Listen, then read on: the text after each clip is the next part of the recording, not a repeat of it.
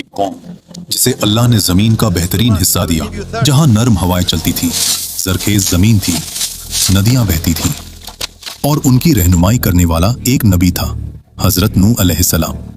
मगर सोचो, ना 10 साल ना 50 साल, पूरे 950 साल तक एक ही शख्स, एक ही पैगाम, एक ही कौम को समझाता रहा, सिर्फ अल्लाह की इबादत करो वरना अजाब आएगा। और जवाब में मजाक, तंज और दुश्मनी। नूह, यहाँ से चला जा, हमने किसी अल्लाह को नहीं मानना। फिर एक दिन आसमान ने अपने दरवाजे खोल दिए, जमीन ने अपने छुपाए हुए चश्मे फूट दिए, और सब कुछ एक गहरे तूफान में डूब गया।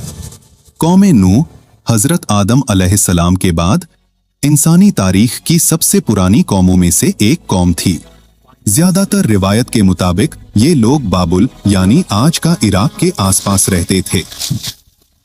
जमीन हसीन, फसलें ताकतवर, जिस्म लंबे ऊंचे पहाड़ों जैसी कुव्वत। ये वो लोग थे जिनके जिस्म आज के लोगों से कहीं ज्यादा मजबूत थे। लेकिन फिर एक नई फितरत पैदा हुई, शिर्क का बीज उगने लगा। कौमे नूह के पास हर चीज थी, मगर सबसे बड़ी नेमत तौहीद वो भूल गए। रिवायत में आता है कि पहले वो जिन लोगों को याद करते थे वो नेक बंदे थे। लोगों ने सोचा इनकी याद कायम रखने के लिए तस्वीर बना लेते हैं। बस तस्वीर से ताजीम, ताजीम से सजदा, और सजदे से शिर्क शुरू हो गया।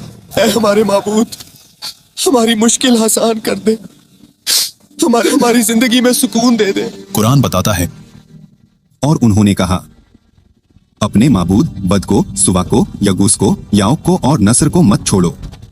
ये पत्थर बन चुके थे, मगर उनके दिल पत्थर से भी सख्त हो गए। मेरा वाला ज्यादा बेहतर है। बकवास मत करो, मेरे वाले की कारीगरी लाजवाब है। इसी कौम के हवाले से कुछ रिवायतों में एक और अजीब हस्ती का जिक्र मिलता है, ओज बिन अनूक। इसका जिक्र कुरान में नहीं, सिर्फ कुछ कदीम रिवायतों में मिलता है। कहा जाता है कि ये बहुत लंबे कद का, बेहद ताकतवर, इतना कि कभी कभी पहाड़ों को कदम से हिला दे। लोगों में इसके किस्से मशहूर थे और ये कौम की तकब्बुर की मिसाल बन गया था। ये रिवायत असल में एक सबक थी कि जब कौम तकब्बुर में आती है तो उनमें ओज बिन अनूक जैसी सोच पैदा होती है। इसी अंधेरे में अल्लाह ने अपनी रोशनी भेजी, हजरत नूह अलैहिस्सलाम।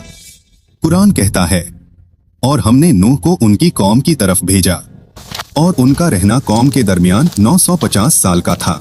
वो कहते, मैं तुम्हारे लिए अल्लाह का साफ और खुला खुला डराने वाला हूँ, जिसका पैगाम तुम तक पूरी तरह वाज़ेह तौर पर पहुंच चुका है। मगर लोग उंगलियां कानों में डालते, चादरें लपेट लेते और सख्ती से कहते, हम तुम्हारी बात नहीं सुनेंगे। जब हजरत नूह अलैहिस्सलाम बोलते, कुछ चेहरों पर नरमी आ जाती, मगर फिर सरदार आकर उनका हाथ पकड़कर कहते, छोड़ इसको, ये तो सिर्फ एक आदमी है, गरीब, कमजोर। अगर अल्लाह को कोई पैगाम भेजना होता तो किसी अमीर के जरिए भेजता। सोचो, 1-2 साल नहीं, 950 साल की दावत। दिन में भी, रात में भी, छुप कर भी, खुले आम भी, नरमी से भी, सख्ती से भी। हजरत नूह अलैहिस्सलाम कहते, तौबा करो, अल्लाह तुम पर बारिशें बरसाएगा, माल देगा, औलाद देगा, बागात उगा देगा, और तुम्हारी ताकत और बढ़ जाएगी। मगर जवाब मजाक, तंज और दुश्मनी। आखिर वो वक्त आ गया जब इल्म ने यकीन बना दिया कि ये कौम अब कभी नहीं बदलेगी। तब हजरत नूह अलैहिस्सलाम ने वो दुआ की जो इंसान को आज भी हिला देती है।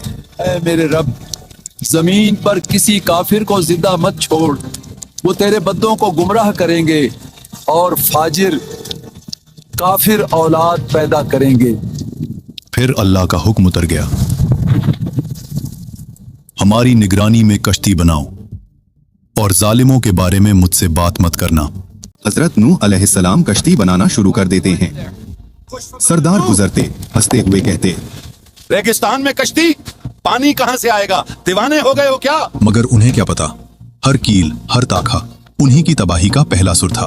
कुछ रिवायतों में आता है कि जब हजरत नूह अलैहिस्सलाम कश्ती बना रहे थे तो ओज बिन अनूक कभी कभी उनके पास आ जाता और अपने लंबे कद की वजह से वो ऐसे कामों में मदद कर देता जो आम लोग नहीं कर सकते थे। मगर याद रहे, ये बातें सिर्फ रिवायतों में हैं। कुरान में इसका कोई जिक्र नहीं। रिवायतों में ये भी मिलता है कि कश्ती 3 मंजिलों पर मुश्तमिल थी। पहली मंजिल जानवर, दूसरी मंजिल इंसान, तीसरी मंजिल परिंदे, हल्का सामान, निगरानी का हिस्सा। कुरान में एक अहम निशानी आती है, जब तंदूर उबलने लगे तो हर जानवर की नरो मादा जोड़ी को कश्ती में चढ़ा लो। यानी जानवर नूह अलैहिस्सलाम को ढूंढकर नहीं लाने थे, अल्लाह के हुक्म से जौरिया खुद चलकर आईं। आखिर एक दिन वो निशानी नजर आ गई जिसका इंतजार था। आसमान सियाह बादलों से भर जाता है, गर्म हवा अचानक ठंडी तेज बनने लगती है।